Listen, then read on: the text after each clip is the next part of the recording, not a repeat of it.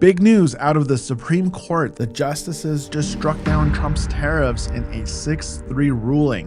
What impact will that have on Atlanta's luxury real estate market? That and more coming up in this month's edition of Atlanta's Luxury Real Estate Market Update. Let's jump right into it.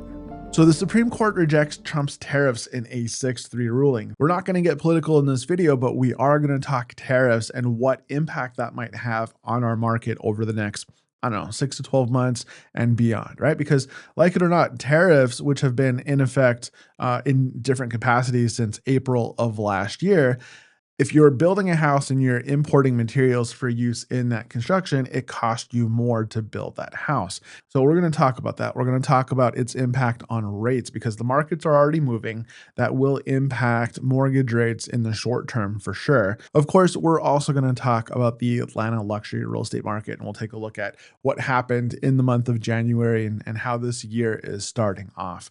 But this is big news out of the markets today. And when you see how the markets have reacted, the 10-year treasury's already jumped up a little bit. The stock market was up for a little bit earlier. The Dow Jones and S&P 500 both moved upwards. And when that happens, the 10-year treasury moves up. And when the 10-year treasury moves up, mortgage rates move up. So in the short term, it's very possible that we'll see all of the progress that we had with the downward trend of interest rates as of late maybe have a little bit of a reversal. So we'll see just how high this goes as the markets react to the news today. But we started the day at 4.08 with the 10-year treasury, and we're cresting 4.1 right now. So we'll keep an eye on that. Now, why is that important in the luxury space? Because a lot of people think that all of these luxury homes are bought with cash, and there is a good amount of cash that is used to purchase these properties. But as you can see, year over year, there are more people buying houses in the luxury space, $1 million or more, using financing. So it's almost 2/3 of the market now is at 64.4% using conventional and jumbo loan financing. 26, almost down to a quarter. We went from nearly a third down to a quarter of the market in cash. And then other, that's generally private financing, private lenders, that kind of thing, right? So the market is significantly heavy when it comes to financing. So when you take a look at these rates, this is where things have been trending. So they have been trending down quite a bit. So depending on your down payment, of course, if you're able to get a conforming rate, the conforming interest rate yesterday hit the lowest point in over 4 years at 6.01. That's the average rate. We're almost in the fives. And then today tariffs get rejected. Tomorrow, I suspect that you'll see these rates bounce up, maybe even by the end of the day today. But as of the filming of this video, we were looking at 6.01. And then for jumbo, 6.29. So nonetheless, these are downward trends tariffs were implemented here, right? Basically April of 2025. And since they were implemented, this was a downward trend on rates ever since. So it'll be interesting regardless to see what happens. But we talked about this in the overall Atlanta housing market video. And at this time last year in January, the conforming 30-year rate was at 7%, and now it's at 6%. So it's a full point lower. So the jumbo rates have also come down quite a bit. I mean, you can see there's always a premium over the conforming. You got to go back to the beginning of last year, basically, to see where they were a little bit more intertwined. But nonetheless, there's that premium led to a separation in the two rates as the year developed and as the year closed out. So we'll keep an eye on that, no question. So median and average prices. So the median price had ticked up in Q4 of this past year, and it's kind of holding steady at roughly 1.36. There's a little bit of an ebb and flow. When you take a look at the average price, it's the same thing. The average price had ticked up a little bit and is now at 1.623. Now, moving on, we'll take a look at median price by area. So there are some significant updates year over year in just local appreciation, right? Take a look at Buckhead. This time last year, the median price in Buckhead was 1.66. And in January of this year, it hit 1.8. That's median price. Now we're also up quite a bit in Brookhaven. That's a big jump, 160,000 up. Johns Creek was up marginally. Roswell was up quite a bit. Alpharetta marginally. Milton, that's a pretty decent jump up, almost 100 grand in extra median price, almost half a mil in town. And really, there's one place, two if you look at Sandy Springs, but one that had a pullback here, and that's coming. So in previous videos, we talked about all of the building that's happening in Forsyth County, and ultimately, there's a lot of inventory for new construction in that seven-figure plus price range. So supply and demand, it's there are more people that are buying closer to the perimeter or inside the perimeter than are buying in those further out counties right now, as the market shifts and corrects a little bit. So that's why you're seeing a little bit of a pullback here in the city of Cumming. Now, as we move on, we'll take a look at how the market as a whole has done.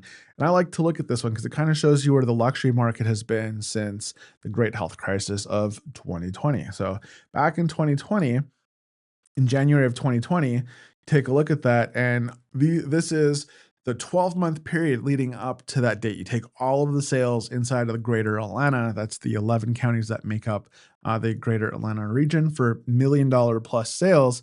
And in January of 2020, you had $2 billion in sales. Since then, we've tripled. Now it's interesting because when you take a look at the market from like 2020 to 2023, when rates started to skyrocket and they hit 8% in October, I call it a period of over exuberance. And it's basically here to here. Look at this rate of sales, right? Total volume just shot through the roof there. And then during summer, rates really started to peak. And in October, they capped out at 8.03 and they started coming back down. But that already had an impact on total sales. But since then, like the market kind of stabilized and there was a new normal with interest rates. And that was like 6%. We've been between 6 and 7% now for the past couple of years. And that's where our market as a whole has kind of stalled. You've got some ebbs and flow up and down in the regular market, but overall for the luxury market, it's been an upward march these past 2 years. Check that out. So this is a very interesting chart because it shows us how the luxury market in Metro Atlanta has developed over the past decade plus. Now, the data that I have goes back to 2012. Really, it's 2013 at this point because we only have 13 years worth of data at a time. But because I started these videos last year, I have all of the 2012 data. And when you take a look at this, the market as a whole, so everything that was Buckhead, it's almost half of the luxury market at that point back in 2012. 43.5% of the total volume was happening in Buckhead, 7.4 in town, 8% roughly in Alpharetta, and every other area outside of these three areas, Atlanta in town, Alpharetta, and Buckhead, made up 41%. So it's less than half, right? Buckhead made up more than the entire market outside of Alpharetta and in town combined, is what it comes down to. So we had a period of the market hitting bottom, which was 2012, and then it started to stabilize.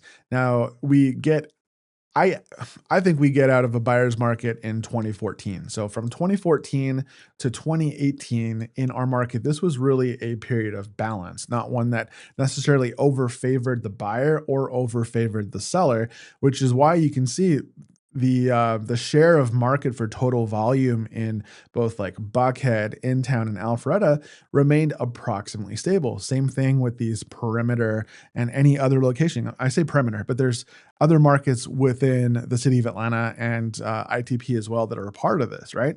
Nonetheless, it stayed pretty stable. And then what happens? After 2018, we start entering into a seller's market. In a seller's market, you're starting to see prices accelerate, right? We're going to look at median price here in just a little bit, but as prices go up, builders and people who sell homes, you're basically having more and more properties traverse that seven-figure threshold. And now you've got more and more $1 million properties a little bit everywhere as the market develops. So that's why over the past couple of years, you basically saw the market just develop here. And this gray area, we went from 43%, 40%, roughly 4 out of 10 sales in terms of volume to now we're at 64%. So 2/3 of the market is happening outside of Alpharetta, Intown, and Buckhead. And Buckhead, which once had a commanding almost half of the market, right? Like 44% of the market is now in 2026 down to 14, 15% of the market. So it just goes to show in areas like Alpharetta, there was a lean period of time here where these numbers were 4 to 5% of the market, but it's been healthy at 10% at this point. When you add in Milton, the combination of Milton and Alpharetta is almost at 20% of the market now because Milton's right around 8 to 9, sometimes 10%, depending on how you look at things. So the market's developed elsewhere. So when you take a look at the volume distribution by area, Buckhead last year in January, the 12 months leading up to January of last year, there was almost $1 billion worth of real estate that transacted in Buckhead. These previous 12 months, ending in January of 2026, it was down roughly 132, $131 million. So there are less transactions year over year. Meanwhile, in town year over year is up quite a bit. Alpharetta is up quite a bit. And these are the two biggest areas for additional sales happening in the luxury space.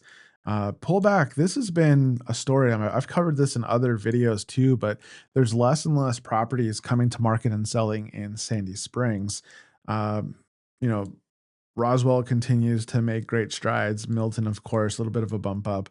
Even with some of the challenges that we're seeing in Forsyth County with the oversupply, year over year, it still ended with more transactions. We were roughly $38 million more in sales year over year. And of course, East Cobb, a little bit of a pullback in Swanee. Now, another way of looking at this is to look at the closing distribution by price range. So we're going to look at this next one. These next two charts will kind of show you where the market is at, right? So this here shows us you've got properties that are in, these are $500,000 buckets. So between 1 to 1.5, the most closings happened in Alpharetta. They had 246, followed by Marietta, In Town, Cumming, Buckhead had 162. Now, as you move up market, that shifts. It's a testament to even though Buckhead doesn't have the 43% market share that it once had, the price of properties, the overall value of Buckhead has moved up significantly. So Buckhead in the 1.5 to 2 led with 100. The only triple digit closing on this table was in Buckhead, right? 111 here, followed by Atlanta In Town with 84 closings, 68 in Alpharetta. Now, it gets a little bit harder to see these other ones, which is why I'm going to show you this next chart. But Buckhead's in first, Buckhead's in first, Buckhead's in first, Buckhead, Buckhead, Buckhead. So for every other segment of the market moving up, Buckhead still has that dominance, right? That's the most sales are happening in the higher price points in every single category. Now, a different way of looking at this is to look at it from the perspective of a heat map. And when you take a look at this, look at Buckhead. So Buckhead has many more entries. The higher you go up in price, the more closed properties you have in Buckhead, comparatively speaking. So other places that have higher dollar properties as well, we've got Alpharetta, Milton, and East Cobb. This is Marietta, but it's really East Cobb, and it's generally going to be properties that have closed in like the Atlanta Country Club and in that general part of East Cobb. But Milton, Alpharetta, the lighter the color, the fewer the closings. So like this closing here that was above 10 million was on Tuxedo's 15.75 million. Beautiful property, was one of the most expensive properties that sold on market in Atlanta this past year. So that's Buckhead. So it's just it's interesting to see because it kind of gives you an idea of which of these cities are developing their luxury markets and where the different properties are really slotted in, right? So of course, the upper market is going to be Buckhead, and you've got a lot of that in Alpharetta. But that doesn't mean that these other markets are slouches, right? They all have a strong presence in the lower end of the luxury market from 1 to 2. That's why you've got these darker segments here. All right, so moving on, we're going to now take a look at inventory. So there's no surprise, we are entering the start of a new year. January is after the holidays, so it's no surprise to see that you're going to have like new listings are up, which means that active inventory is up. Failures are down. They always peak in December because people are taking a break and they're relisting. Well, this is them relisting right here, right? So closings have trended down, but that's not necessarily alarming. It's just the time of the year. Now let's break this down. So looking at new listings specifically, how are we doing relative to last year? Well, the blue dot on January shows that we're ahead of last year's pace. So last year in January, we had 523 new listings come to market. This year, we had 608 come to market. Now, where are these new listings coming to market? Well, there's a significant number of them year over year that are coming up in coming. That's a big jump over what we had on the market last year. It's 34 extra properties. And then Alpharetta had a big jump as well. A little bit of a pullback in Buckhead and bigger jump. So I mentioned earlier in the video that there were less properties selling in Sandy Springs for some reason. We're starting the year with maybe a reversal. Maybe over the past couple of years, people chose to just kind of sit and wait. And now you have more dipping their toes in the water. Well, you've got 10 more properties in Sandy Springs that have come to market so far in January. Now, from an active inventory perspective, we're also ahead of where we were last year. Last year, there were 1,249. You have over 150 more active properties, over $1 million on the market across Metro Atlanta, and they are concentrated in these areas here. So we saw the extra 60 plus incoming. Well, here they are. Alpharetta has more this year. And again, pull back over here in Buckhead, and roughly the same number of actives in Sandy Springs year over year. So we're at 26 here. Now we're going to take a look at pendings. So the pendings were ahead as well. So the regular market pendings are less, closings are less than where we were this time last year, but not in the luxury market. The luxury market is strong here in Atlanta. So last year, 201, we've got 46 more properties under contract at this period this year. And then this is where they're located. So quite a bit more that are under contract this year in Alpharetta. Even though there's less active inventory in Buckhead, the inventory that is there is going under contract. And then it's the same thing when you look at Milton and Cumming and Sandy Springs is up. Look at this big pullback here year over year in town, for example. It's 10 less properties. So that's going to be worth keeping an eye on. In town has been very resilient over the past couple of years. So I don't expect that to change though. So closings were a little bit ahead of where we were last year. 160, there are 15 more closings this year. So again, in the overall housing market video, we were behind. We had the least number of closings since 2011 in the overall market. We had 2,696 closings. And now when you take a look at the luxury market, well, 175 of those 2,697 are $1 million plus closings, and that's up from where it was last year. So this segment of the market is doing quite well. Now these closings, if you take a look at where they are, big pullback here in Buckhead. That's just because a lot of people took their properties off the market in November, December for the holidays. And if they're not on the market, they can't go under contract. And if they can't go under contract, they can't close. Big step up in Alpharetta, big step up in Milton, big step up in Cumming and Brookhaven, and not so bad here in East Cobb and Johns Creek, right? So that's interesting. A little bit of a step back here in Suwanee. Now that brings us to my next slide, and ultimately, this is a question I get all the time because you can be driving on any road really, either in town or like North Atlanta or the northern suburbs of Atlanta, and there's new construction everywhere, whether it's in subdivisions or in the luxury space. It's more often either infill new construction or land that gets purchased with nothing on it, and they just build from scratch the custom estate properties, for instance, right? But the perception is that new construction is predominant. It's driving the whole market. Now, interestingly enough, resale year over year had a step up.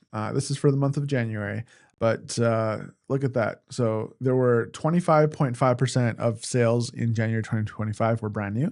And now that dipped a little bit to 21.3, which means that resale had a bit of a bump up.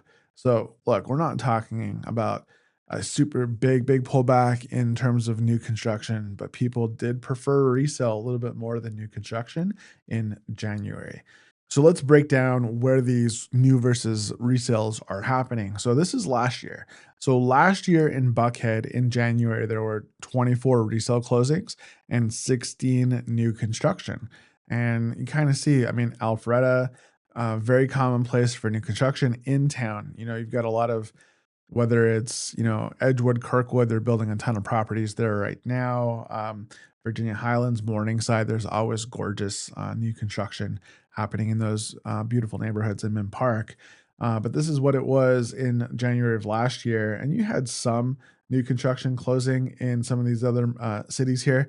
And of course, there's a bunch of other cities that I don't really represent from a month to month basis in this report where there's new construction closing as well. So, but as we focus on these core cities, this is where the distribution was last year. This year, take a look at Buckhead. It wasn't a single closing that was new construction. So it was all resale. And then Alpharetta still has a good ratio of new versus resale. Roswell had a whole bunch, a couple more in Brookhaven. InTown continues to have a presence.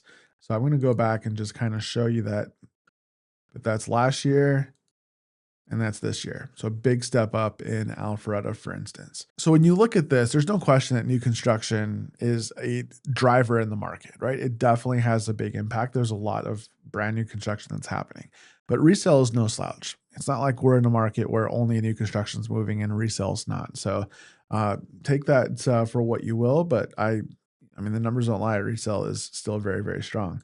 Now, moving on, we're going to take a look at the number of failed listings. So we're starting the year kind of even with where we were in the previous 2 years. They were at 244, 243, slightly more to start the year, but it's negligible. We're talking about an extra 10 or 12 properties. We'll see how this develops over the course of the year. Now, failures by area. So a couple more in Buckhead, quite a bit more in the city of Cumming, some pullbacks in town. We'll just watch this. This is a big step up here in East Cobb for properties that failed to sell.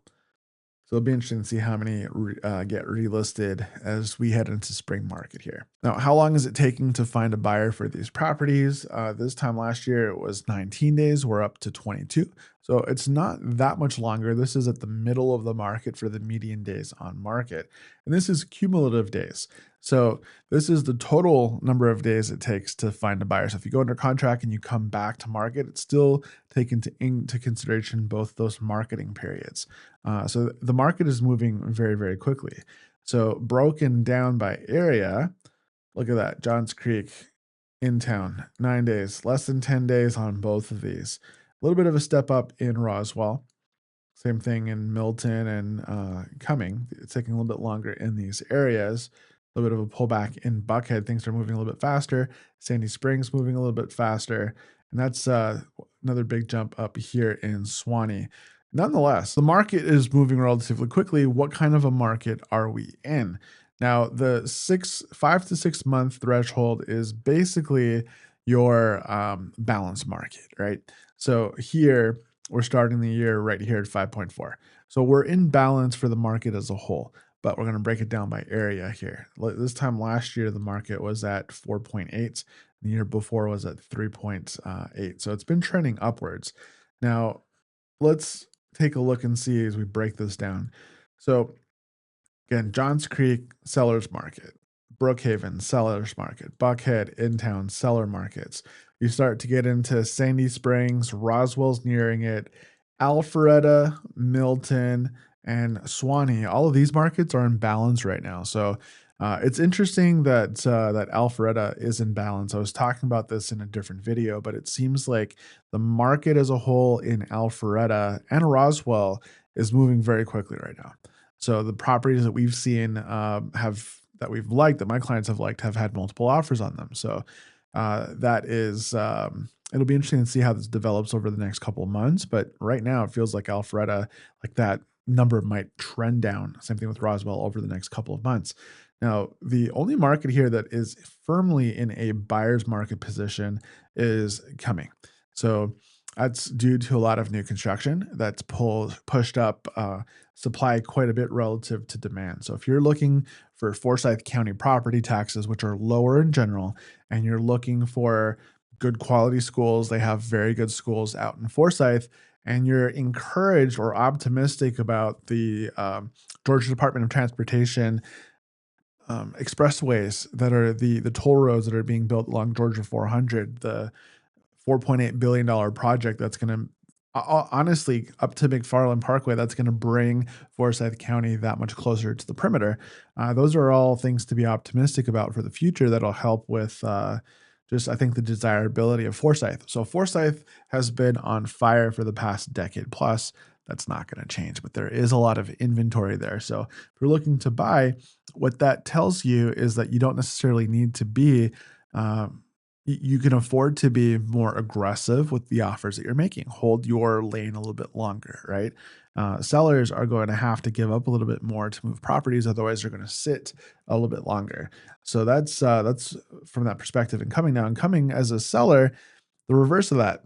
So you want to make sure that you're well priced for the condition of your property. If you want to make sure it moves a little bit faster, consider pricing it a little bit under where you think it should be, and you'll get more attention that could potentially develop into a bidding war. You might get the price that you wanted, regardless, because you chose to use better pricing strategy to get there. Now, this kind of gives us an idea of where the markets have been trending. So you can see Alpharetta, Cumming's been trending up. Buckhead has been trending down. So out of a market that was in balance, heading closer to a seller's market, which is where we are now. So these other markets here, Swanee has been trending up from a seller's market into balance. They're going to be buyer's market territory here over the next year if it continues and it doesn't adjust. Johns Creek, look at that. I mean, this is a market that doesn't have a ton of inventory come to market. And when it does, it doesn't stay in the market for very long. This is the strongest seller's market right now in the Atlanta metro. So, pending ratio is a different way of looking at what kind of a market we're in. And anything that's underneath this line, this 18 to 25% threshold, would indicate that it's a market that favors the buyer. So as a seller, you want these numbers to be higher. If it's above 25%, it favors the seller. Why? Because that's telling us in a given time period what the market absorption is for properties. So for instance, right now, we're starting the year over here. Look for the blue dot. It's 15%. So that is roughly 1.66%, 1.6, 1 out of 6, 1 out of 7 houses that are on the market will go under contract in a 30-day period for Atlanta as a whole. And we're going to drill down here by area. So as a seller, if you know that 1 out of 4 are going under contract, well, there's more properties moving. So you want that as a seller. As a buyer, if you're looking to buy in a specific area and you see the pending ratio is really low, use that to your advantage when you're negotiating. Now, this is where the year finished at 10%, and it's starting at a slightly higher click now. So just, be aware of that. But we're a little bit up from where we were in January of last year. So heading into spring market, this number will recalibrate a little bit more. You can see here that it does run in cycles. So by area, this is where right now I mentioned that Johns Creek is a seller's market. Well, we're right on that cusp with this metric, but it's one of the strongest markets. So Brookhaven would indicate that there's a lot of properties moving. Buckhead, relatively speaking, as well. Roswell, and then East Cobb are the ones that are in balance or better. Cresting it is Alpharetta. It's like right there at that 18%. And where some of the properties are taking a little bit longer to move, well, Coming, right? 10%. So we saw the months of supply was at 7.2, and 1 out of 10 properties are moving in a given month. So if you are looking to buy in Forsyth and in Cumming, or you want one of the country clubs out in Swanee, the ratio is even worse there. So these are two really good areas for holding your line when you're negotiating to get a better deal on a house. You might convince a seller, if they don't want to sit on the market, that they should consider your more aggressive offer. So what's it taking right now to get property sold? So these are the share of listings that have price cuts in these general areas. So right now, the highest share of listings with price cuts, surprisingly speaking, because there's not a ton of inventory, but 41% of the active listings in Johns Creek have had one or more price reduction. And when they have had a price reduction, they've had it for an average of 3.9%. That's what that is.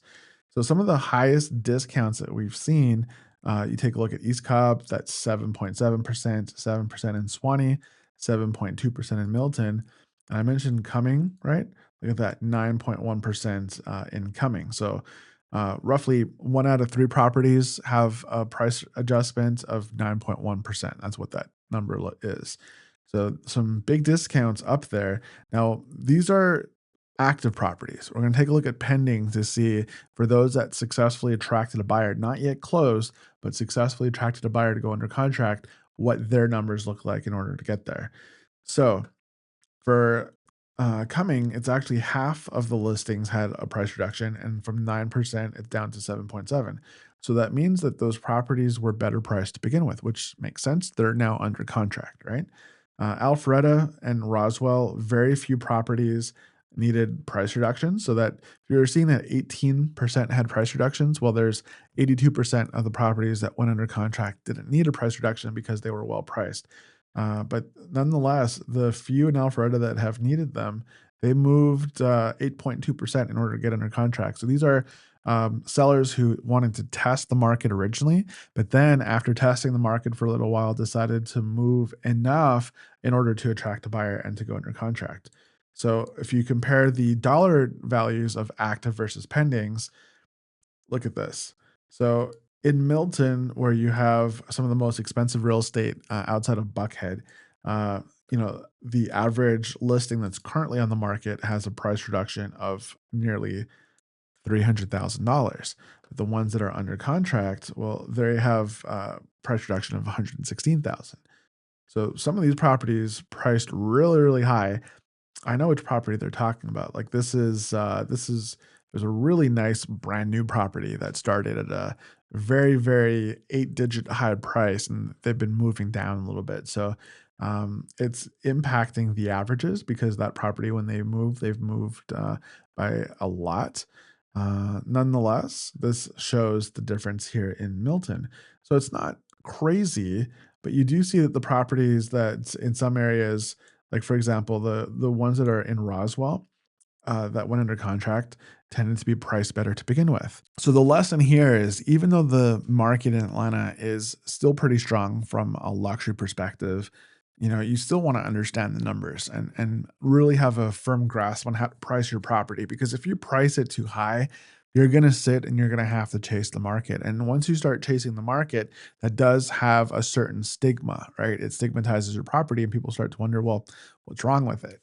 So that's definitely food for thought. Now, as we move on, we're going to take a look at how many properties are selling at, below, or above asking. So interesting because the this time last year, 1 out of 6 properties sold for more than asking, and now we're 1 out of 10. So there are less and less properties selling with multiple offers for above asking. Even properties selling at asking are down 15% down to 11, and there are more properties selling for below. So if you're a buyer, this is a great news because it's showing sellers are willing to give you a discount in order to purchase the house, right? It also shows that these areas aren't necessarily getting multiple offers, which is why they're selling for less than asking. Now, list to sales ratio. What are sellers actually getting? So we look at where we were starting the year, and this time last year we were starting at 96.7%. Well, that's a big drop down, right? So we're at roughly a 4% discount on average off of the listing price to sales price. So some could be a lot more, some could be less. Nonetheless, 4% is a pretty big number. When you break it down by area, again, no surprise. We saw markets kind of struggling in the 7-figure mark in coming. So you're seeing here that you're getting an average of 6%. The metro is 4, coming is 6. Where you don't have quite a big discount is here in Johns Creek and in town. So these are hotter markets where people are willing to pay closer to the asking price, and or sellers are pricing their properties to move and they're pricing them better on the onset. It's one of those two. It's usually a combination of both. There are more sellers paying closing costs this January than there were last January. Roughly half of sellers agreed to pay some form of closing costs. You're probably going to see quite a bit less in a cash deal, of course. You don't really need them. But we saw that roughly 2/3 of the market is financing. So, financing, you're looking at roughly 3% of what the purchase price is in closing costs. And so, you do have sellers that are contributing, but you're not going to see quite as much as you would think. So, Here is the average of how much. So this time last year it was 15.5. It's down to 14.2 is what the average was for closings in the month of January. So the luxury market is moving, but the question you might be having watching this is whether or not you should move. So if you're on the fence about whether or not you should buy a house in Georgia in 2026, you should definitely watch this video next. I have a whole framework to help people understand what to consider and how to come to a decision for their specific circumstances.